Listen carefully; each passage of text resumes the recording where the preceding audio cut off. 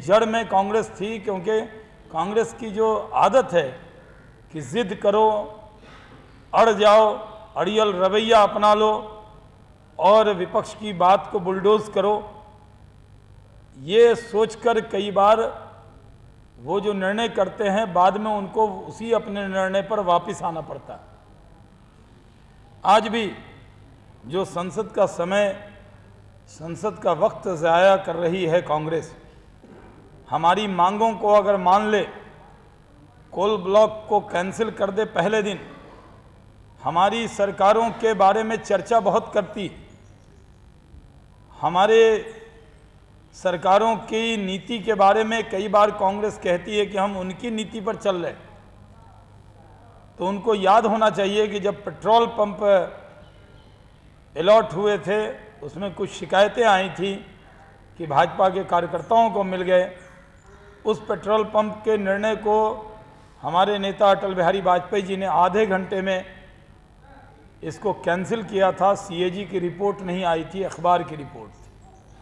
तो जो सरकार होती है वो अखबार के रिपोर्ट पर भी कार्य करती है, वो विपक्ष के रिपोर्ट पर भी काम करती है, लेकिन ये सरकार सीएजी की रिपोर्ट को खारिज करती है। और संवैधानिक संस्था की तरफ से जब आवाज़ उठाए जाते हैं तो प्रधानमंत्री सहित उनके सारे मंत्री, और जो मंत्री नहीं बन सके हैं, जो सड़क पर घूम रहे नेता हैं, वो भी सीएजी पर हमला करते।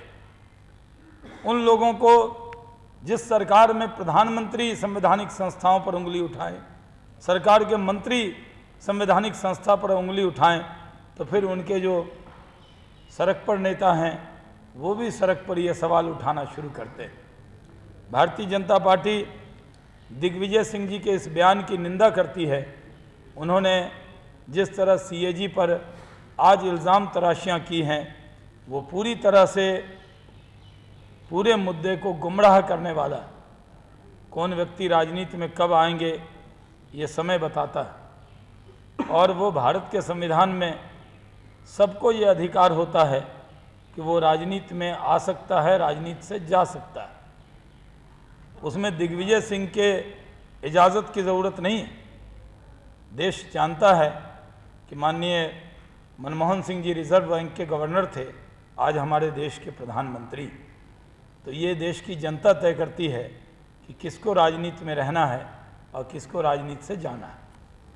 लेकिन जिस तरह का व्यवहार और जिस तरह से सीएजी पर कांग्रेस की सरकार के मंत्री और उसके नेता हमला कर रहे हैं, ये संवैधानिक संस्थाओं का मखौल उड़ाना, और वो खुद जो कांग्रेस के टीम के सदस्य हैं, ऐसे लोगों को विपक्ष की भूमिका शोभा नहीं देती है।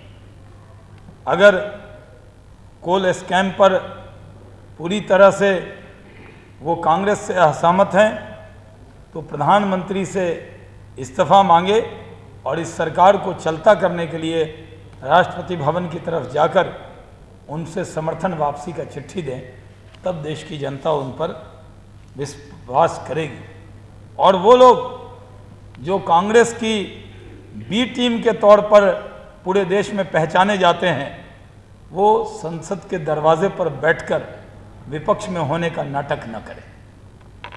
बहुत बहुत धन्यवाद। स्वर्गीय राजीव गांधी जी को 400 से ज़्यादा सीटें मिली थी, लेकिन जनता के मैंडेट सत्ता चलाने के लिए होता है, स्कैम करने के लिए नहीं।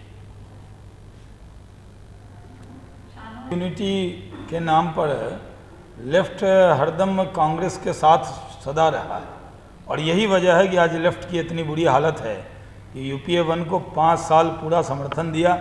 आखिरी में न्यूक्लियर डील के वक्त में वो देश के लिए या किस वजह से अलग हुए थे, ये वही बताएंगे, उनका प्रवक्ता बताएगा। लेकिन लेफ्ट हरदम जब भी मौका आया है कांग्रेस को चोट देने का, तब उसने कांग्रेस की बी टीम के तौर पर काम किया है।